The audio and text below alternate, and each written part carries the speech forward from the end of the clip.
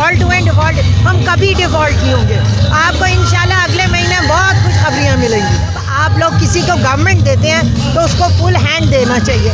जिन्होंने 3.5 साल में सब कुछ करके इस कचरे का टोकरा हमारे सर पे रखा है, और अब जब तक हम इस कचरे का टोकरा उतार कर अपने सर से नहीं फेंकेंगे, हम इस बेड़े को नहीं छोड़ेंगे। इंशाल्लाह ये जो बजट आ रहा है इसमें आप बहुत कुछ देखेंगे।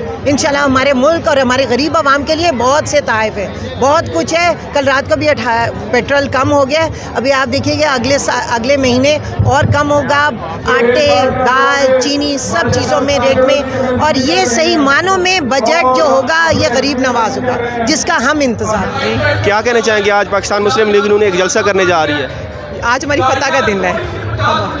आज हमारी फतह का यौम तकबीर सेलिब्रेट कर रहे हैं ना हमारे मियाँ साहब ने, जो कि वो आज तक किसी पार्टी ने किया।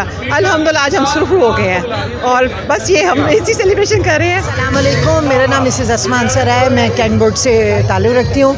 सर, तकबीर का मतलब ही हमारे रब का नाम लेना है ऊंची आवाज़ में, और ये मुल्क ही अल्लाह के नाम पर बना था, और ये दिन हमारे लिए बड़ा प्रीशियस है।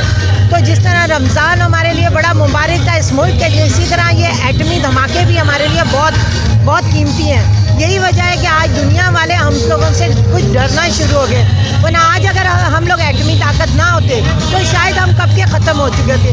जो लोग कहते हैं हम डिफ़ॉल्ट हुए डिफ़ॉल्ट, हम कभी डिफ़ॉल्ट नहीं होंगे। आपको इंशाल्लाह अगले महीने बहुत खुशखबरियाँ मिलेंगी। अच्छा, इस वक्त जो हालात चल रहे हैं पाकिस्तान के अंदर, महंगाई काफ़ी ज़्यादा हो गई है, तो इस हवाले से आप क्या समझते हैं? पाकिस्तान मुस्लिम लीग नून क्या वाकई इसकी ज़िम्मेदार है? नहीं, देखिए एक मेरी बात नहीं, जब आप लोग किसी को गवर्नमेंट देते हैं तो उसको फुल हैंड देना चाहिए।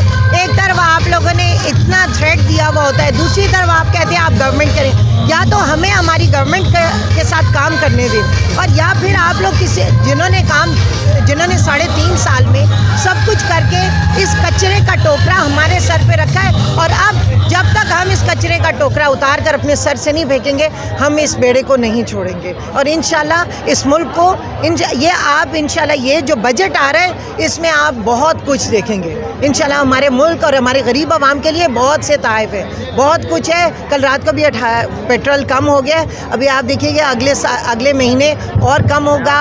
आटे, दाल, चीनी सब चीज़ों में रेट में, और ये सही मानों में बजट जो होगा ये गरीब नवाज होगा, जिसका हम इंतज़ार करें। एक आखिरी क्वेश्चन ले लें कि नवाज शरीफ वापस क्यों नहीं आ रहे? क्योंकि इनकी इस वक्त तो गवर्नमेंट है, अपनी गवर्नमेंट में ही वापस नहीं आ रहे वो। नवाज शरीफ वापस आ जाएंगे। हमने आपको पहले भी कहा है कि जब यहाँ से जहर दे के भेजा था, हमें तो ज़िंदा रहने की भी उम्मीद ना थी कि हमारा लीडर वापस आएगा।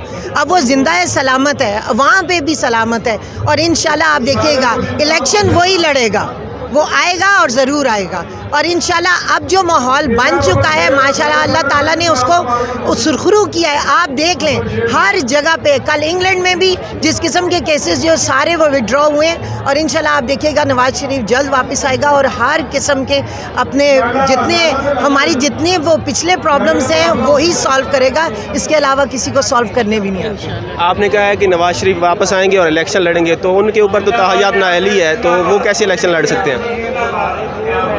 नाअहली ख़त्म भी तो होती है ना। आप क्या इस वक्त अदालत के केसेस नहीं सुन रहे? अगर उस हिसाब से देखा जाए तो हमारा लीडर नाअहल है ही नहीं, उसको तो ज़बरदस्ती नाअहल किया। क्या किसी लीडर को एक बेटे से सिर्फ तनख्वाह ना लेने पर, अरे उसने जब ली नहीं, वो पैसा ही नहीं लिया, तो उसको नाअहल क्यों किया? उसके ऊपर किसी चीज़ के चार्ज नहीं था, उसको ज़बरदस्ती नाअहल किया गया। और ये देखें, ये हमारा अब एक ही है, आज यौम तकबीर है, और आज हम एक नारा लगाएंगे कि उसने कहा था मैंने अपना फ़ैसला अल्लाह पे छोड़ दिया।